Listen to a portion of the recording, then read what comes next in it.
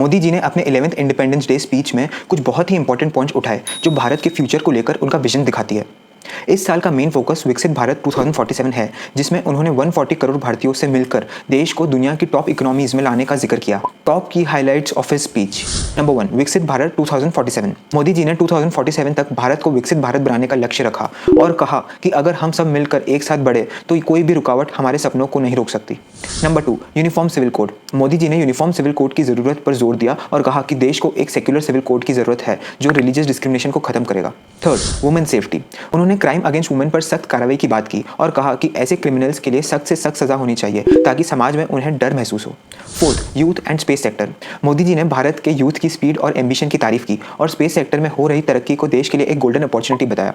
उन्होंने कहा कि ये यूथ का गोल्डन एरा है और भारत इस मौके का ज़्यादा से ज़्यादा फायदा उठाएगा। Fifth, infrastructure development. उन्होंने 5-10 सालों में देश के इंफ्रास्ट्रक्चर में आए बदलाव पर बात की, जिसमें रोड, एयरपोर्ट और मेडिकल कॉलेज में की गई डेवलपमेंट शामिल थी।